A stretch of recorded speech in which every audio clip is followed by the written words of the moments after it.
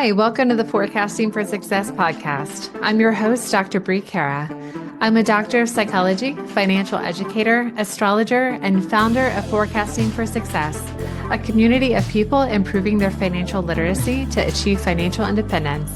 I blend my expertise as a former professor and financial intelligence analyst with the tool of astrology to help break down why you are struggling with specific money habits and the best way to form more intentional responses and choices when it comes to money, especially to help you feel more secure in your financial decisions and improve your money skills for building long-term wealth. Welcome back to the Forecasting for Success podcast.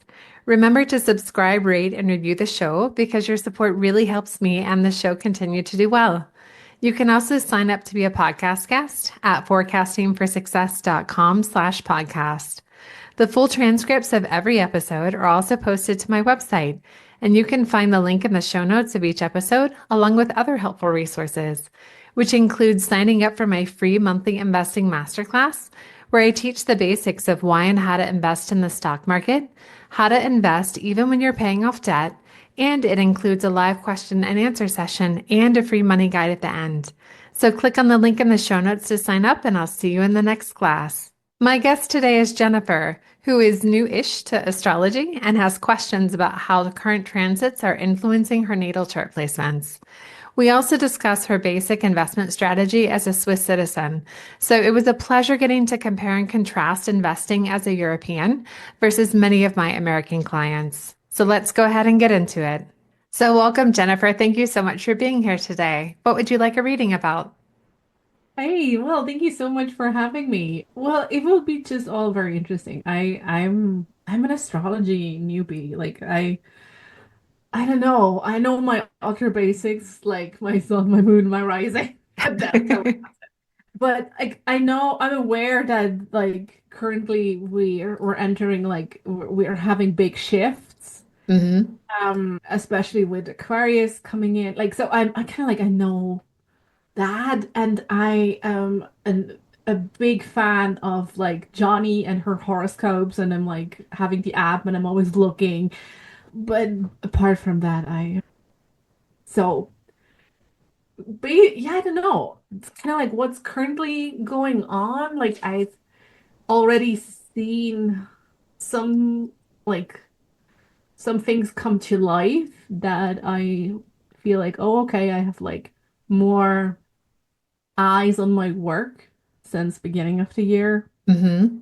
which I feel like is, I don't know, might be part to what's going on skywise. And yeah, it would just be interesting to kind of like learn more about me and the way I do certain things. Like I always see, I mean, I once had a human design reading and I always see these things as kind of like tools to learn something about myself, or like, oh, I now I kind of maybe know why I do certain things the way I do. And I don't know, yeah, what resonates with me, and I don't know, just very broad and open and curious. Yeah, definitely. I'm really excited because you're right. You do have a lot of really interesting transits and things going on right now whenever it comes to your natal chart. So Okay. I would be really happy just to share what I'm seeing and then to hear your feedback of how you've been experiencing it, how you've been living your chart. So I'm very excited to start getting into it.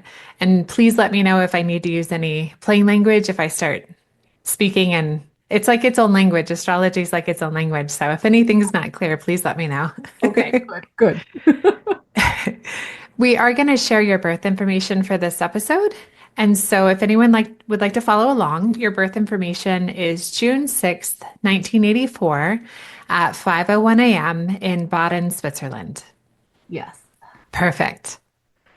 So, what I was first excited to see whenever I pulled up your chart and all the current transits that are happening between where the planets were at the time of your birth versus where they are now.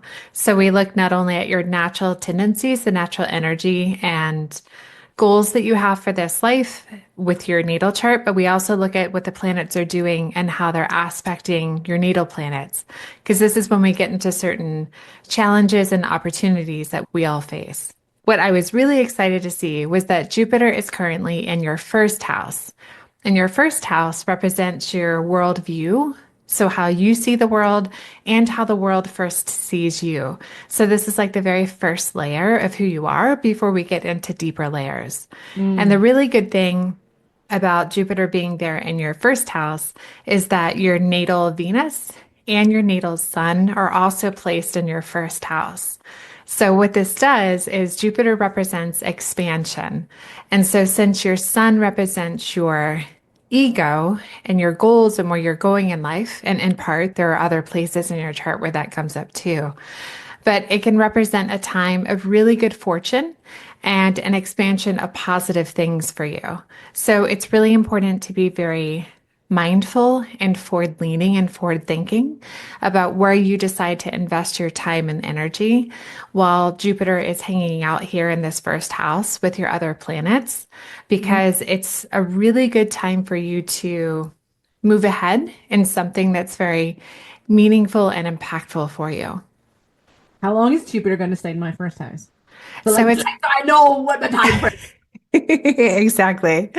So Jupiter is going to be hanging out there until the end of May. Oh, okay. Cool. Yeah. So it is really important to be mindful of what you want to expand during this transit. Mm. So, my encouragement for you is just to be very intentional about what you want to increase, what you want to have grow in your life. That way, Jupiter gives the correct thing, the right thing, a boost for you. So, just Mm. to be very clear in your mind about what you want and where you would like to go, what you want to grow. Yeah. And this also will apply for Jupiter entering your second house. And that happens specifically on 25 May. So on 25 May is when Jupiter enters the second house. And the second house represents our values, like what we value in life. So it's not only external values and external resources, but also internal values. So internal self-esteem, self-worth, things of this nature. So it's internal and external. And Mm. so between 25 May and about mid-August is it's going to be hanging out here in the second house for you. So what I was going to do is to get even more specific and say from now until 8 May to focus your intentions on overall what positive growth you would like to have in basically any area of life or any part of yourself. And Hmm. then between 8 and 25 May to get really specific and to get very clear intentions set for how to attract and grow your income, your money, and other potential resources that you need. So if you're lacking any internal or external resources that you feel like I said, lacking and are needed, that is when we get more specific with that topic specifically. Oh. And then this way you'll be mentally prepared and just mentally ready to take action on any new ideas, any new opportunities that come up for you between the end of May and mid-August.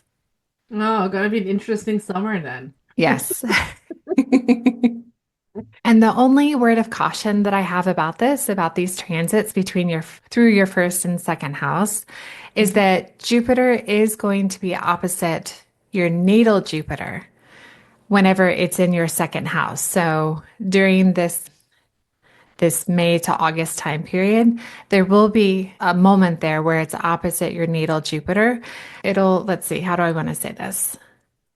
It'll be important to take on not too many tasks or projects during that part of the transit, just to ensure you're not spreading yourself too thin. So it's just to be mindful of your time and your energy to not over expand yourself, because there is a potential, again, with Jupiter, since it is about expansion, to overdo it, to get a little too overwhelmed or a little too optimistic about being able to do, 20 things all at the same time. So that's all. Whatever ideas you come up with or decisions you're making, just remember not to spread yourself too thin during this time period. Yeah, okay. Then we'll, yeah, really going back on kind of like this reflective period that is now, right? And see, oh, Mhm. are all these things I could do they really align with what I said I really wanted? Exactly. Yeah. Exactly. And even if you do happen to come up with a really long list, It's okay to do some things in the future, even if you come up with a lot of really great ideas, just to be realistic about when to action them. So some of them this summer and then maybe some of them this fall instead of everything all at once. Mm, yeah. Yeah. Do you have any questions about that transit before we move on to the next one? No, this is gonna be an exciting one. So Like, the next one that I found really interesting is that okay, so you're can I jump back? I just have totally. one question. So you said Jupiter is gonna go into my second house, which is kind of like values and how I see the world, right? So would like does this mean I usually like the values I hold dear just I kind of like get more clear, amplified, or does it mean like I start valuing different things? Yeah, so it could technically be both. Okay. So what you could do is you could, oh, I'm breaking stuff over here. What you could do is decide that some of your values are like they need to be re-ranked. Like you've Yeah. decided, okay, I'm deciding that I like all of my personal values, things like loyalty and responsibility and things of this nature. But I need to rearrange them. So for this period of my life, I've decided that one needs a little more attention, a little more of my time and energy than others. So you could just decide to rearrange them. But there is always the potential to where you've decided maybe that isn't a personal value. Maybe that was something different. Maybe that was a value that was preferred by a group that you were a part of. Mm, Or maybe that's a value that falls in a different type of life bucket. So it's not necessarily a personal value, but it could be a business value. And yeah. so it's more applicable when you're in the role of doing your profession vice your personal life. And so there could be a reassessment during this period to where you're more mindful not only of how you present yourself in certain avenues, in specific avenues, how you present yourself in the private sphere versus the public sphere, etc. Yeah.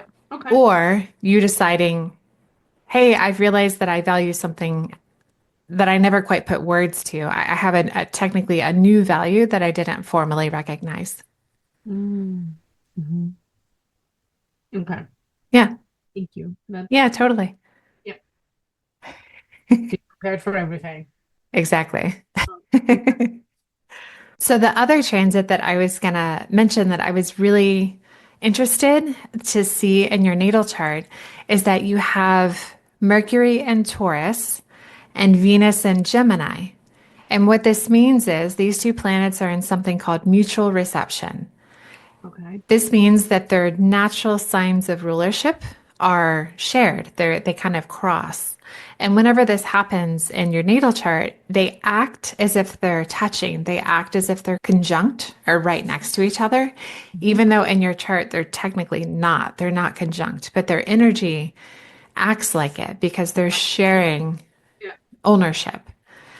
And so it gives these two planets a really special connection even though, like I said, Venus is in your first house and you've got Mercury in your 12th house. So, Mercury, this represents communication and ideas. And Venus, of course, represents values, things of the second house, because Venus technically has rulership of the second house and Mercury has rulership of your third house. So, that's where we get into communication and things of that nature. Mm, But what this means is that when Mercury is in your 12th house, it values building a bridge between the unconscious and the conscious mind. So it really values when wanting to integrate really important elements into conscious awareness. So it's like you value introspection and discovering what makes a person into who they are. hmm. And it's Yeah. really, Yeah. Yeah. That's totally my thing. Okay. it's Not a sociologist for nothing. exactly.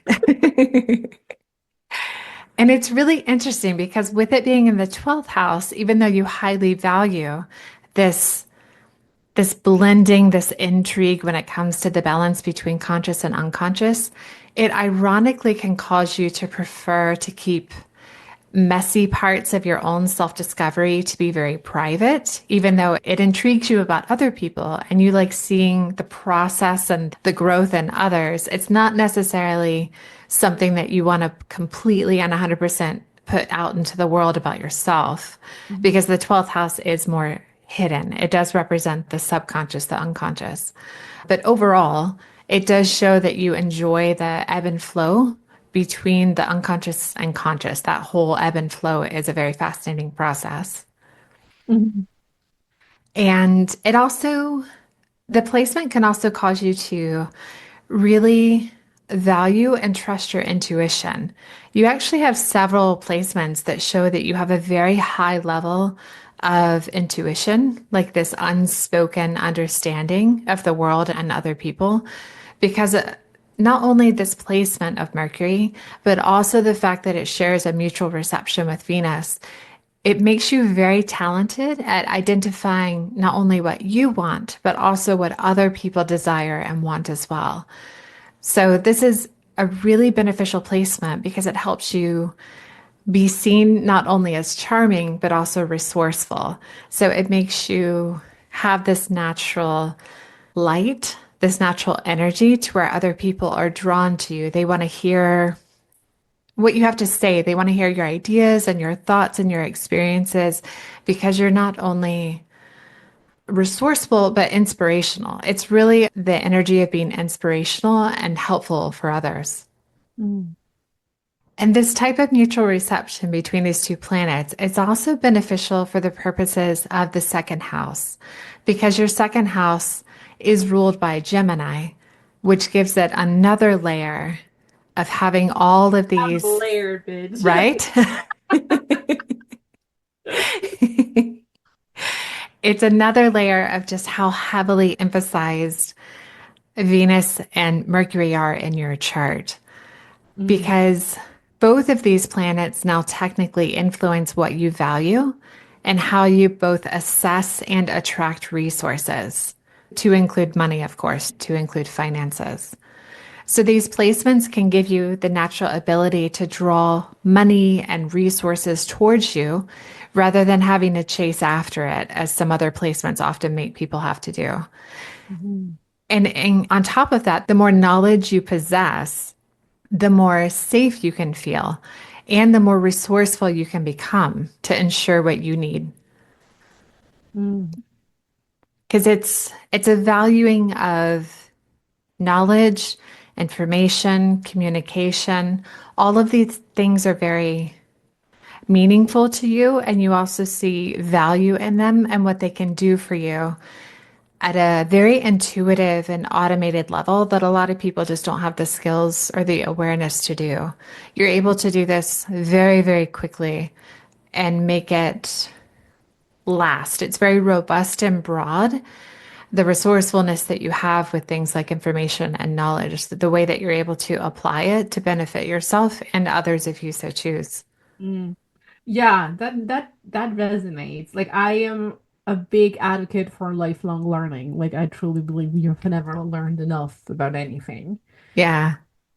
It's always interesting. Like I just recently had this conversation with a friend and she's like, now you also know stuff about gardening. Like what I mean, and I'm like, well, I'm not everything about gardening. I mean, stuff I don't know how I can make the plants grow that grow on my patio, but I mean, don't ask me shit about agriculture. It has always been really like fascinating or puzzling to people, kind of like, oh, but how can you know this but not know that? Then my answer always has been like, well, because I don't care about that. I don't care at all about that, so I don't feel I need to like read up on it. Right. Other thing that is really fascinating. Why is that fascinating? Oh, because I don't know, it's just really fascinating to me. Yeah, it resonates for sure. Yeah, it's wild the different types of topics and different pieces of information, how we all string them together differently. Because some people will just assume one thing is connected to the other, but it's really about their personal experience. Their personal experience may have connected two different topics, but Hmm. two different things might not naturally be connected. So it's just really funny how we all experience different areas like this. Hmm. Yeah, absolutely. That's Yeah. re that's really interesting. Are there any questions that you might have about this shared aspect of how heavily emphasized your Venus and your Mercury are in your chart before we move on to the next one? Maybe just in a broader sense of like what to watch out for. Like I know with some of my more astrology savvy friends, they're always like, "Yeah, Gemini, not the most like loved of all of them." Oh, well, it's my sun and my rising. So yay. Tell me, like, I don't know, what are there things like to be mindful of like, I don't know, that might maybe come up if this is not going into like a direction that is good for me and all. Yeah.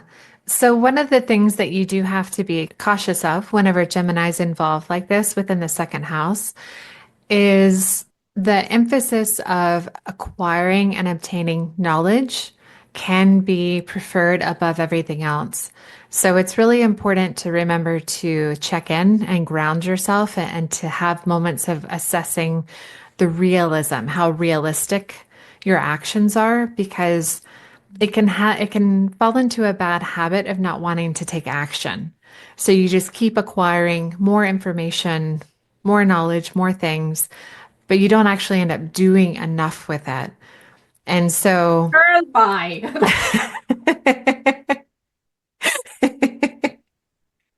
whoopsies. My t-shirt here. Okay, sure. But please continue. Oh no. Yeah, astrology sees all. Apparently so. Yeah.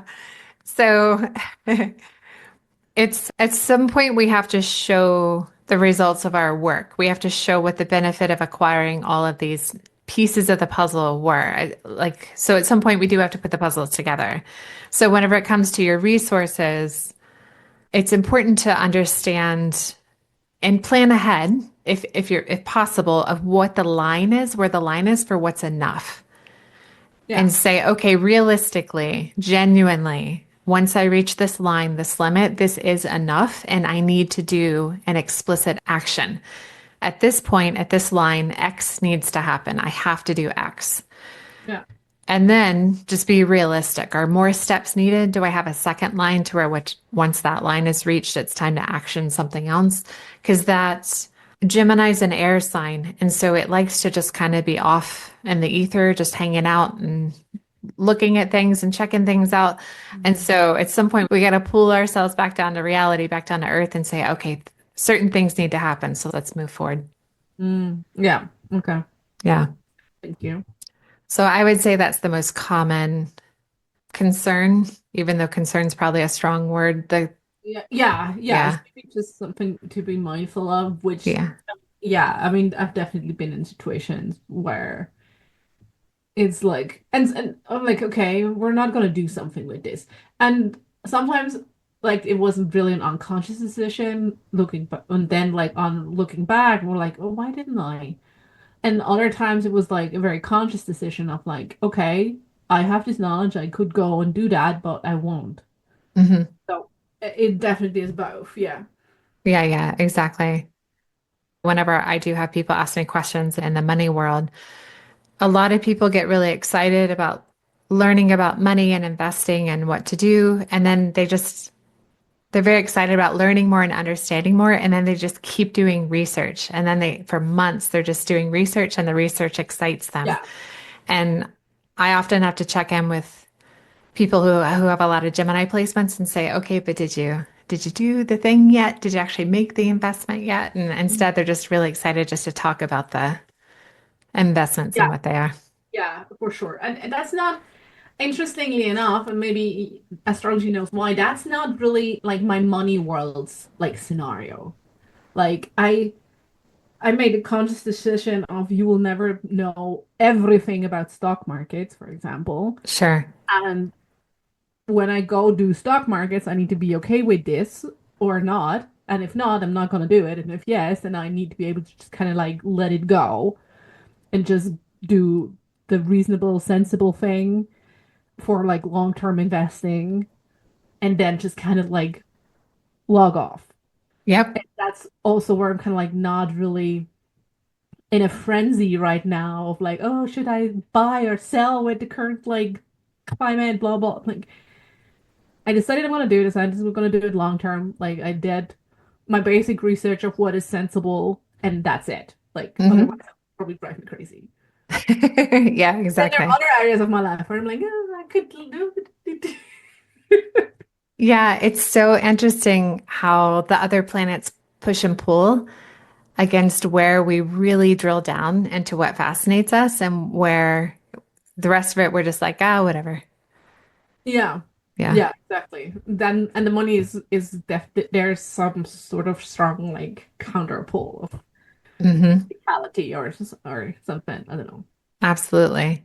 We'll actually get into that here in a little bit. I think I have something that plays into that, why Ooh, that topic for exciting. you is more a little more actionable. Ooh, exciting. So yeah, let's actually get into that. That's a good segue.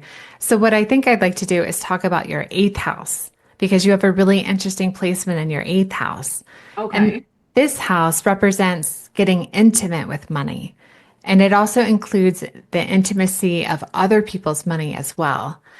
So, the eighth house is a very fascinating house that represents the more taboo topics of life because it's often in a dark comical way. It's referred to as the house of sex, death, and money, Yeah. or sex, death, and That's very taxes. rock and roll. Yeah, one of those. And so what really drew me to this house for you is Mhm. that your natal Neptune is in this house, and it's at something called Good, an, right? I mean, I took from before Jupiter is like abundance. yeah, So I'm exactly. loving where it is going. Please continue. You got it. And so when your natal Neptune is at this Aries point, this let's see. So an Aries point refers to the four cardinal signs, and any planet that is at 0 degrees of a cardinal sign ends up being very visible. It's something that you're not really able to hide from others. It's something, this type of energy in the area that this represents, it's very visible to others more or less. And so Okay. your natal Neptune is in Capricorn at 0 degrees and 27 minutes. And so that's why it's considered at an Aries point. And the great thing about Neptune is that it's actually pretty comfortable there in the eighth house. It's second favorite house. So the first favorite is the 12th house. That's its most natural placement. But it also enjoys the eighth house just because of the topics and the area of your life that it represents. Okay, so So I have two planets in my eighth house. you Jupiter. do. Neptune. Oh, okay. Yeah. Okay, I was sort of confused because we've had Jupiter first and now I'm like Neptune. Hold on. Do you have two planets? Okay. Is it that can be a thing? You can have two planets in a house. Okay. Yeah, they're not conjunct, but they are both there in that house. And your Neptune is technically more visible. More visible between the two because it's at this Aries point. It's Mhm. like it gives it a little boost, this energy boost. Okay, what is kind of like the you've said like it's something like that I'm not able to hide. So the Neptune energy is not something I'm able to hide. No, What is it Neptune energy though? Neptune represents our intuition, our dreams. Oh, okay. Anything Yeah, kind of ooh. yeah, exactly. Okay, gotcha. Yeah. Its placement here in this house, it really plays into, I think it goes back to playing into your ability to just know things or to see things in a very clear way. To you, it's very clear, even though others, it might be very nebulous or they might not even notice these details at all. For you, you just have this very natural intuition to really pay attention to niche details that helps you build very close and trustworthy relationships in your personal life. And it can also help you notice specific and helpful details in a way that can help you in the business world as well. And so that's why you could be seen as a very important asset, an asset that others would want, where they would want to work with you, have a relationship with you in some way. And again, any type of relationship, friend, romantic, it doesn't matter.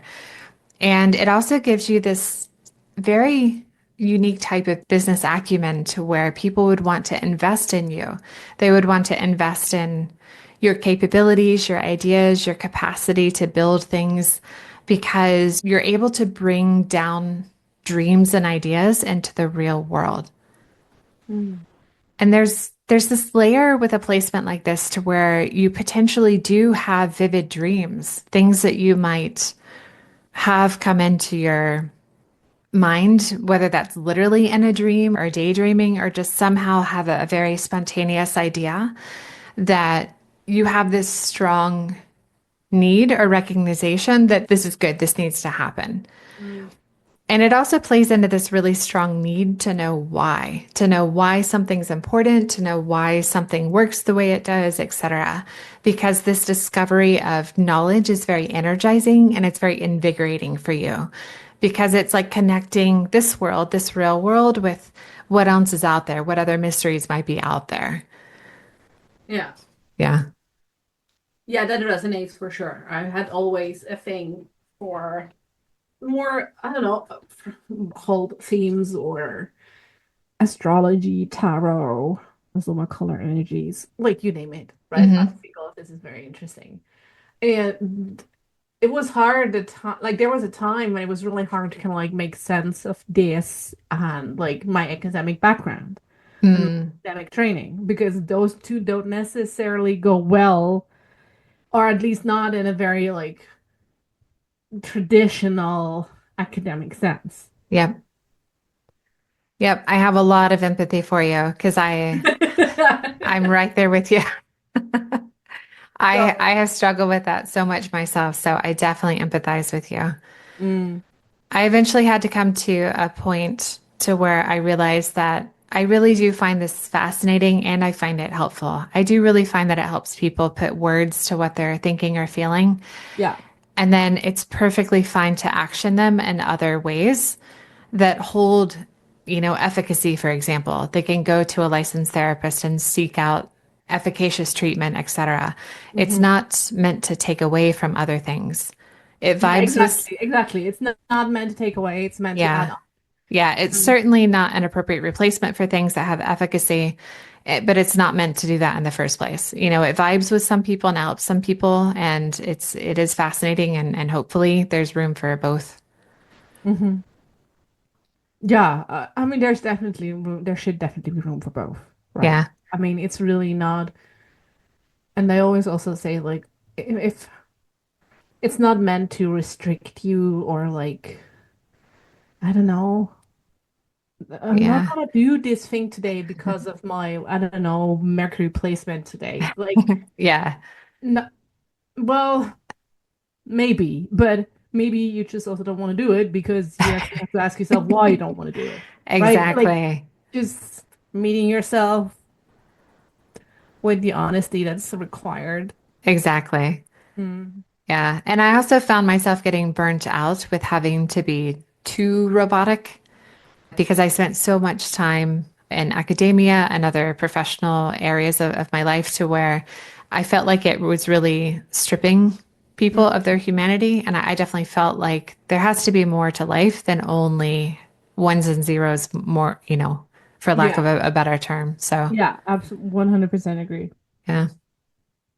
But getting back to your placement, the other really important part of your Neptune is that you are experiencing a once in a lifetime transit of your natal Neptune square Neptune where it is right now. So if you overlay your chart and an astrology chart of today's date, for example, the two Neptunes are making a 90 degree square. And this 90-degree square, it only happens once in our lifetimes. And it's jokingly referred to as one of the midlife crisis transits because it represents a period of confusion and frustration and just concern with, am I on the right track? Do I need to make changes? Like what's happening? Mhm. Mhm. And so it just started for you since Neptune did just enter Aries. So your Neptune square is going to last from now through February of 2026. Oh, wow. Okay. So yeah, some of them are very, very slow. Neptune's one of the slow moving planets, so it'll hang out like this for a little while. But it does mark a really important period of personal growth and evolution. So, this is a really important time for you right now in your life. The importance of this time period is just to reevaluate your path in life and to try to be mindful of taking quiet moments to check in with your intuition, to check in with your mind and your body in some ways, just to see if it's asking you to make important changes to set your future self up for success. So, if there are any adjustments that need to be made, either big or small, this is the time to be thinking through what those might be. Mm. So, it's not a time to force or to rush anything. It's not meant to be a time of sudden change, but just to pay attention to any thoughts or patterns, especially ones that keep popping up, little examples that keep popping up, Mhm. just to think through for some actionable steps that would need to be put into place to be implemented towards the end of the transit. So, any changes that you do decide are necessary, it's important to action them closer to March of 2026 Mm. rather than saying, "Oh my God, I think I'm a little off track. I think something needs to change and I need to make a change right this second." So it's not Okay. about that. It's about genuinely pausing and saying, "Okay, if something needs to change, when is it most appropriate to start moving it in that new direction?" Okay. And kind of like let it marinate and Exactly. okay. Yep. And then the thing about Neptune being in the sign of Capricorn is technically that's considered it being in its fall. So in astrology speak, if a planet is in fall, it just means it's less comfortable. It's a sign Okay. to It's where not the one he would choose if he could. exactly, Okay. exactly. But the silver lining of having your natal Neptune in Capricorn is that this is what gives you the capacity to make dreams a reality because it does ground the very dreamy Neptune. It causes this area of your life to end up being more practical and having the capacity to move forward with necessary action. Okay. So kind of like where like Capricorn's discipline kind of like comes in. Exactly. I So gotcha. this plays into a little bit more of what you were saying earlier, to where when it does come to money, because again, this is another house of money, you actually can just make a decision and move forward Yeah. rather than being stuck in just idea land. Yeah, exactly. That like with money, I can. An area where I absolutely cannot is anything like health. Your health? Yeah. Like Oh, I don't know. Mm-mm. It's really like what I shared like when I decided I'm gonna do invest and I read up and I did it and it's kind of like done, right? yeah. When it comes to like health or exercise, this is not working for me at Oh all. no. Do you So mind? maybe the stars have an insight on this. We might have to do a round two. Um, there are different types of astrologers, and some astrologers are really, really good at medical astrology. They're actually very efficient at seeing placements that represent Oh, health. I didn't know that this was a thing. Oh yeah. Okay, Yeah. cool. And so I'm the type of astrologer to where I help people when they're stuck. So I do the very big existential questions like, who am I? Why am I here? This isn't like, why aren't things working? And then I niched down into money because it ended up at each Mhm. time I tried to give people different courses of action that they could take. Because in America land, it all comes down to money. No one has enough money to action any recommendations. So that's when I started helping people get their finances in Yeah. order.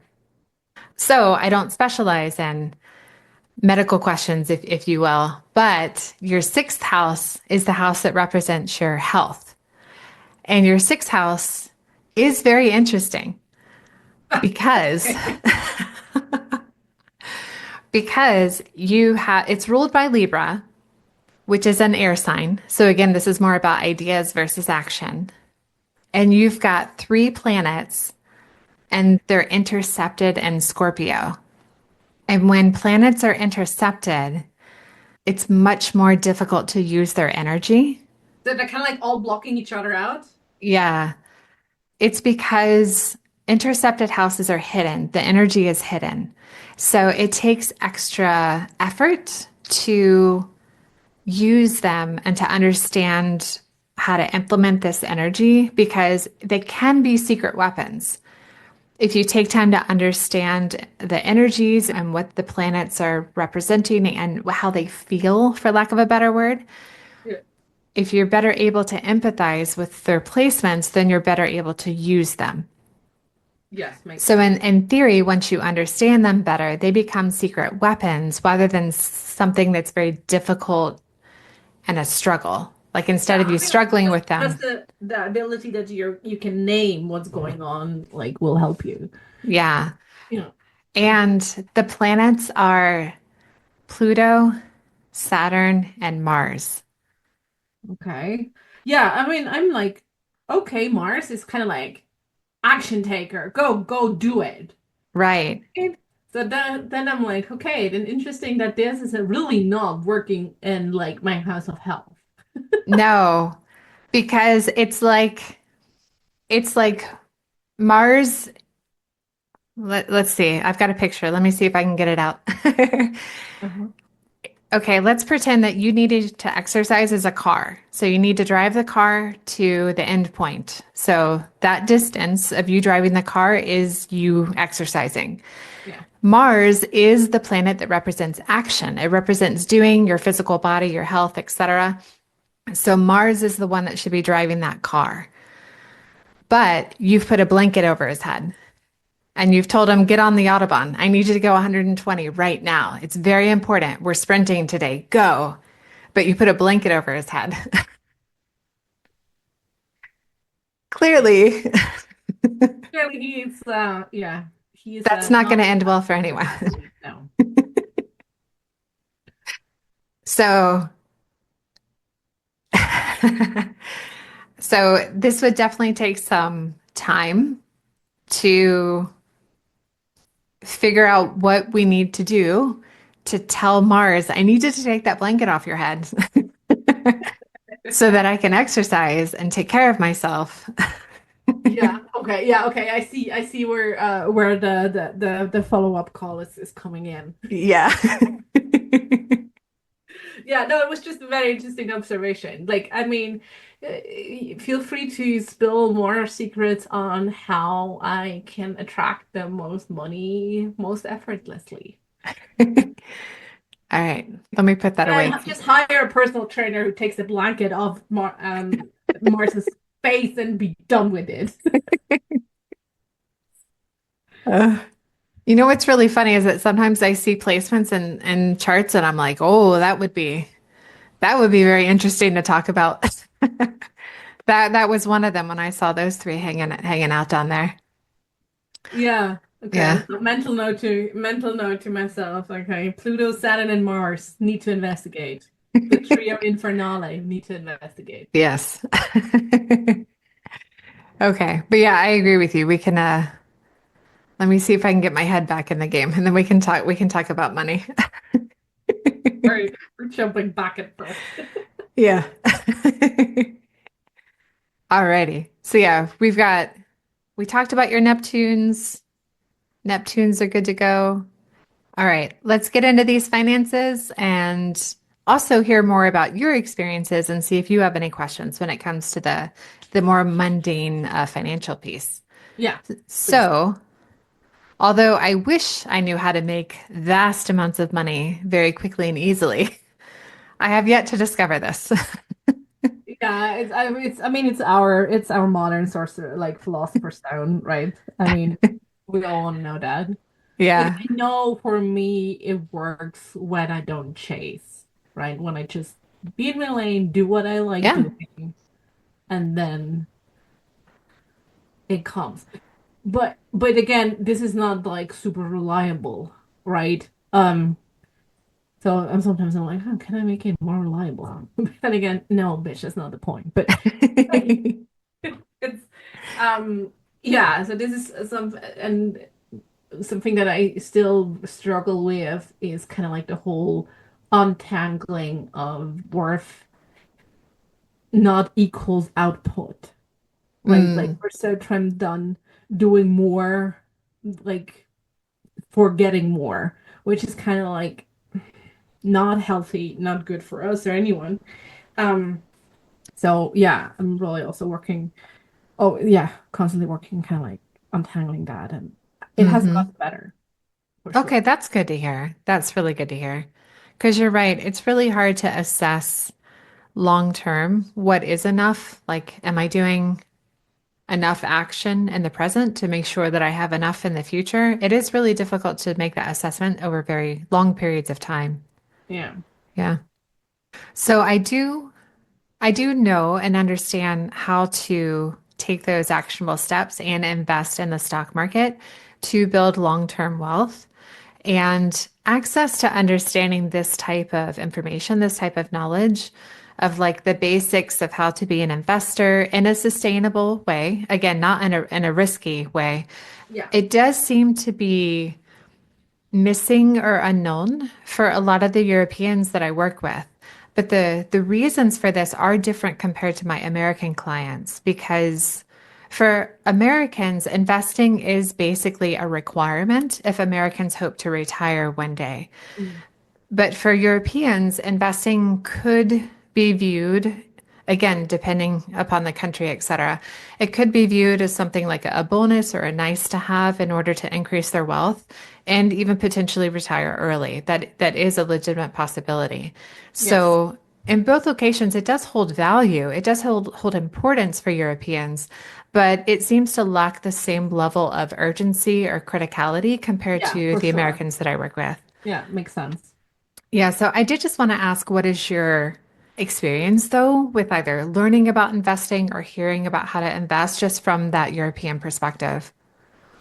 I mean, while as of right now, I do have a like I have a pension that is kind of like being secured by the government. It you kind of never know how much it will be really. Like I know it will be less than what I have now. Okay, So investing is kind of like topping up. Maybe your pension is kind of like 70% of what you have now. I see. Kind Okay, of like give or take, right? okay. Depending on how much money you paid in, how long you've paid in, blah blah blah blah. But maybe 70%.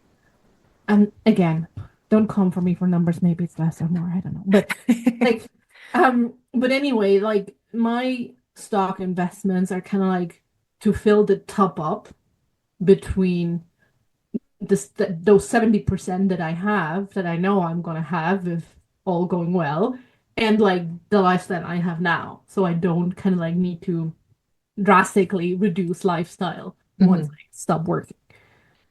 Yeah, that's very helpful. Thank you very much for sharing that, just Yeah. to understand.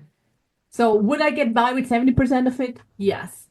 Right, But would it be nice to have more? Sure. exactly. Yeah. Try to keep it at the 100% or even more Yeah. And if you that were to just be really know, possible. okay, the current lifestyle I hold, I'll be able to continue.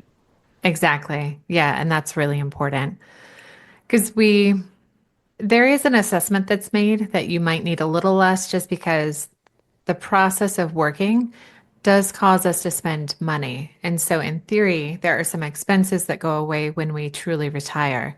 However, there's always that big question mark of inflation and is it truly going to be enough, et cetera.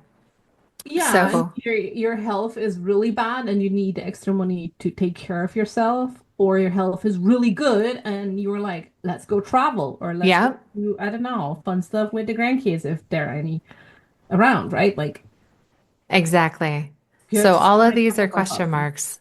Yeah. So, the bigger buffer we have, the more that we're able to truly save and feel like, okay, for whatever happens, I feel like this is enough of a resource to where I'm going to be okay, regardless of what our stories, what our narratives end up being. And so the same rules actually do apply for investing within Europe. So, meaning investing in individual stocks would carry a higher risk. And it's also more time consuming because you have to conduct a lot of research for which company would be worth an investment, as well as ironically needing a larger sum of money to make an initial investment if you choose to purchase individual stocks. Because in theory, when that stock suddenly increases, you've ensured that you had enough capital originally invested to where that growth will cause a significant enough increase in your portfolio. Hmm. And so that's why investing in exchange traded funds or ETFs is considered better, especially for beginning investors, vice trying to research and manage individual stocks. And so that's why it mitigates investing in ETFs, it mitigates these common concerns of new investors Hmm. because, for example, the ETFs will automatically diversify your portfolio because these, are made up of hundreds or even thousands of stocks. And the broker that you choose, they're the ones who automatically keep these up to date. So you don't have to personally monitor the stock market and then make that assessment of if or when it's time to sell an individual stock. So Mm. this is why you're able to make those consistent investments over time. So for example, a consistent monthly sum of like 500 euros every month and make that consistent investment over time because that's what really adds up. What's that phrase? It's not about timing the market, it's about time spent in the market. So the Oh, yeah. sooner, yeah, the Yeah. sooner you're able It's to make nothing those. like what I do. Like I have mostly ETFs. I hold some individual stocks from Swiss companies. But this is all like with the 20 to 30-year horizon of investment. Mhm. Like it's not short-term gain. And I have a small percentage of the portfolio in Bitcoin as well, just to Ah, like yeah. see what happens. But this is like maybe 3 or 4%, like really, really Right. small because I'm not a gambler. I'm just like, let's see what Yeah, agreed. Yeah, myself and a lot of other people, we did the same thing. We made like a one-time purchase and then that was it. We'll Yeah, just see what that turns into one day. exactly. Yeah, Exactly. because no one knows what's going on with those. A lot of people claim they know. No one knows. Yeah, no one knows. And if someone says they do, like run away as fast as you can. Oh, yeah.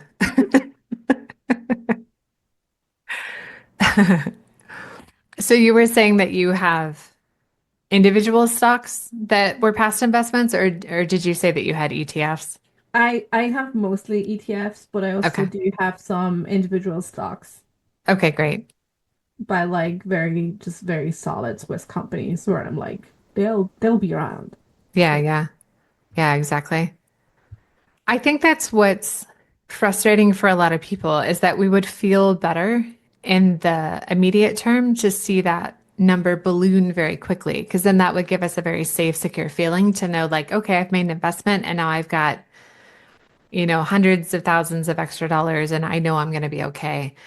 But yeah. the frustrating part is that it takes time. It takes time for this compound interest to work in our favor. There's really no get rich quick Yeah, and button. again, I mean, that's probably where it's like where things are easier for me as a European, where don't have everything tied up in this, right? Hmm. Um, I mean, I have the stocks, I have my paid, like I have my state pension, and I have like a private health insurance kind of pension plan. Yeah. It's multifaceted. So if any one of those goes poof, at least there's a fallback plan. But yeah, if anything being tied to it's really like I said to myself when I if I want to do stock market, even for a long term like horizon, I this is kind of money that it's kind of like gamble money, right? Like when you go to Vegas and you know you're gonna go with like I don't know $1,000, and those $1,000 are gone no matter what. They're kind of like gone. And that kind of like helped me not to freak out, right? Because, yeah, first my portfolio was plus 60%. And now, like, those 60% are like, poof, it's probably up 5% right now. Because it's just the last week and a half have been insane. But again, yeah, maybe it's easier if you're European to not be like completely like push and pull by this. But that was really crucial for me to can I like just let this go and let Right, this be? Otherwise, I would drive myself crazy with like checking stocks every day or whatever. right, right, exactly. It's what you're saying is really important about those ETFs is that you don't have to worry or spend time managing them. They're self-managing. It's like they take care of themselves. And you're right that unfortunately, right now is really rough. Right now is a terribly unusual time. And so that regardless of what's happening right now, the stock market does ebb and flow naturally. Yeah. And it's really important not to panic and want to pull resources out of your investments if now's not the time to use them because that'll actualize the loss. Instead, if you just maintain your plan Yeah. and just stick to your plan, then everything will be fine. It's whenever people panic suddenly that it messes everything up. That is true for all of life's plans and situations. But So, yeah, I so mean, true. I see it in a way, right? Like the money I put away in stocks, even if the stocks are doing really, really bad or slow, and I don't know, when it's time to check out, it's only like a plus 15% that the stock market gave me, or quotes, right? That my money was working for me. Even if it's only like a 15%, A, that's a 15% is 15%. Mhm. B, if I wouldn't have put, even if it would have been zero, I would have had more money. I would have more money than if I didn't put it in the stock market because I would have just spent it. Exactly. So Yep. either way, I win, right? And maybe I win Yeah. a bit more or I win a bit less, but either way, I win. That's kind of like Yeah. see it. Yeah, And exactly. of course, we all would like to win big, but Yeah. Was it a one-time investment that you made, or do you invest consistently? I made a one-time investment of like I think the initial one was maybe 2,000 euros, Okay. and now I do monthly payments. Okay, great. Yeah, because that's really what helps it really jump up over Yeah. time is Like I doing do those. monthly payments that go into my kind of like stocking account, stock account. I don't buy monthly. Okay. I kind of like maybe I buy once or twice a year or so, and then kind of like buying a larger chunk to kind of like keep transaction fees and stuff low. Oh, yeah, yeah. But Yeah. That that's is the basically very nitty-gritty of it, of what I do yeah. as a non-financial expert. Yeah, I was gonna say some of the better, because you're right, those currency conversion fees and those other types of transactional fees, those can be complicated and more higher. There's higher and more frequent fees for a lot of the European investors. But I've heard that places like, forgive me for the pronunciation, but Saxo Bank or like Interactive Brokers, like those are some Yeah. ones that I've heard that Switzerland is okay with for minimizing fees and currency conversion fees. Yeah, I mean, it's not like I don't know. I mean, it's not bad. It's just not advisable that you every month you just if you put in 200 euros every month, that why buy ETFs every month for 200 euros? Why not Hmm. wait like 3, 4, 5, 6 months to buy them, right? Like it's I mean, it's small, but if you do that over 20 years, it's also gonna compound, Yes. right? And I mean, I do everything over my app. We have a really cool app here. Oh, that's awesome. So I I just go on the app and say now transfer like I don't know 800 euros to this ETF. Done. That's awesome. Yeah, you're doing all the right things because you're right. The investments make on average 10% a year because we have really good years and then bad years. And over time, since the stock market was invented, the annual average is a 10% increase. And Mm, so that's better than any, savings account percentage, et cetera. So it yeah. really does make a difference over time. Yeah, for sure. And it's as I said, I see it as it's a win either way. I would Exactly. so have blown through all that money if I wouldn't have put it like safely away. I don't know. I don't know where that is in my natal chart, but I'm like, it's gone. It's cool. Like I am at peace with being an experience spender. I really enjoy spending on experiences. I'm okay with that. Yeah, yeah, absolutely. I'm the same. I really don't have anything to show, if you will, for my money. All my spending money goes towards either food or travel. Yeah, they're very limited things where I'm like, oh yeah, okay, this is where the money went. Hmm. Um, but yeah, but then I go look at my like cloud with all the photos. I'm like, oh, that's where the money. And I look at my kid and be like, that's where the money went. But yeah, I'm really an experienced spender, and that's okay. That's okay. I'm Yeah, happy with that. Or yeah, like, let's go for dinner and I pick up the tab vendor. Like, yeah, okay, yeah, exactly. It gives us those really rich memories as well towards our later years because we'll be the cool old people with all the crazy stories. yeah, yeah. That's the vibe I'm going for. Well, Oh, it sounds like you're doing all the right things. Like I love the plan that you have that you've put into place and that you're actioning. Are there yeah, any? feels very adulting. Yeah, that's a very good word for it. Yeah, yeah. Like, I don't know. I mean, I'm always kind of like in the ebb and flow of like, this is adulting. This is good. And then of like, let's just cash it all out and do something fun. Like, no, man, no. Yeah. I am good at living with this duality by now. I'm sure it took practice. I'm sure you were like, okay, I Yeah, gotta reel this it in. did. It did. It did for sure. Oh, are there any other questions, like the astrology questions, or any other things that I can help you with during our time today? I don't know, maybe just like one you said like you look at the chart and then there are certain things where you're like, ooh, interesting. Like were there like another kind of area where you were like, ooh, interesting that we haven't touched on yet?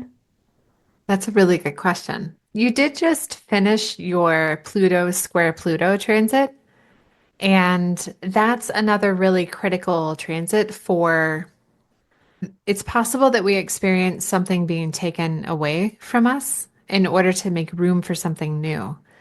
Mm, So I guess that was my only question of like a really, it was a big deal. That type of transit is a big deal for, it helps us again make sure that we're on track. So for people who are very mindful of where they're going and how they want to live their lives and the path that they want to take, some people really don't have any big life changes during this time. It's yeah. really for people who are like way off track. Yeah. But there's always a potential that something When new was the happened for you. period? You said I just crossed it. I just finished it, right? Yeah, so it would have been last year. It would have been last year that potentially something new might Yeah. have happened, like a new period of personal evolution. Yeah, I'd say definitely I entered my 40s and it was definitely a thing of like having less fucks to give about the opinions of and but it's kind of like broader.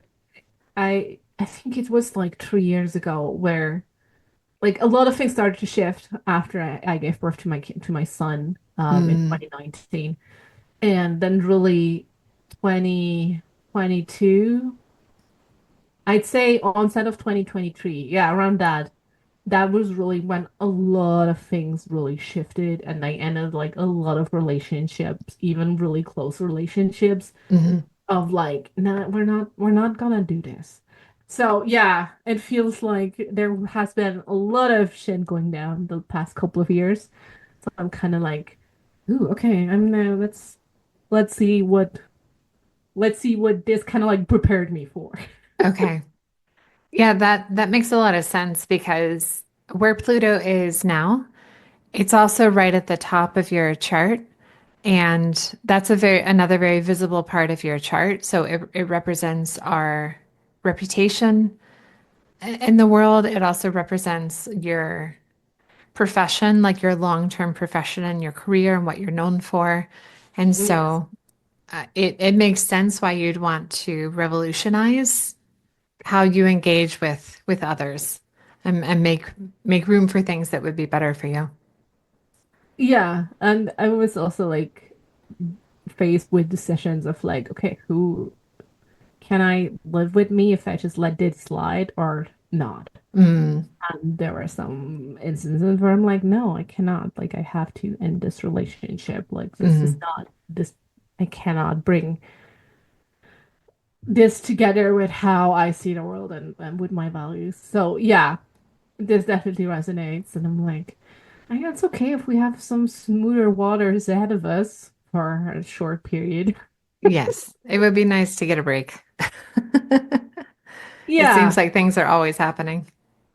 yeah, and they're very some as I said at the beginning, some very exciting things are happening or happen at the early of the year, and it's I'm really like I'm not going like full on with that. I had some people who were like, oh, you should do much like now that you have I don't know more eyeballs in your work, you should do more kind of like amplified or like whatever. And I'm like, yeah, I could, but I don't really want to. Like, it Hmm. will find me. Yeah, So, in that kind of sense. So, yeah, yeah. So I'm excited to see what will find me. me too. That's actually a perfect segue because I did want you to please share who you are and how you help people. I would love for people to know about your business and how they can find you. Oh, okay. So my online treehouse is jenniferwalter.me. From there, you can find everything. I hang out too much on social media, so you can find me on Instagram, on Threads, mostly, and TikTok. And if you also want to hear more about the work I do, you must come and listen to the Scenic Route podcast, especially the episode where Brie was on. And yeah, I am at the very interesting and sometimes hard to grasp intersection of what of kind of like why we do certain things we do, not from like a psychological point, but kind of like what are the roles that are placed upon us and the expectations, and how these make it really, really hard to hear what we actually want. And I support people through all the free work I do and to also through one-on-one coaching to kind of like cut through all this noise of expectations and roles that have been placed upon them to kind of like go back to their own agency and find back to that. That's lovely. I really hope people go check you out and listen to your podcast because your podcast is amazing. So Thank yeah, I you. really hope that people find you and work with you. Yeah, yeah. Come, just come say hi. Come to my treehouse and come say Yay. hi. Well, thank you so much for being here today and for having one of your first astrology readings. So I hope it was a fun experience for you. Thank you so much. It was. I learned a ton, and I'm like, okay, I'm still gonna go investigate that Pluto, Saturn, Mars trio infernale. So I'm excited. Excellent. We'll have to do more in the future. Thank you so much, Brie. Thank you. I want to thank you so much for joining me this week on Forecasting for Success and let you know that you can read the transcript for each podcast episode on my website, which is linked below in the show notes. I've also included the link to send me your money questions if you'd like to be a guest on the podcast at forecastingforsuccess.com/podcast. And if you're ready to get started on improving your financial literacy and developing your own personalized money plan, I encourage you to join my Forecasting for Success community, where I teach you everything you need to know about budgeting, how to choose your retirement number, how to invest in the stock market, and so much more. I go live in the community each month to check in on your progress and help answer any questions you may have. And it's a supportive community where you can also check in with other members and learn from their experiences as well. I hope you take good care of yourself, and I'll talk to you next week.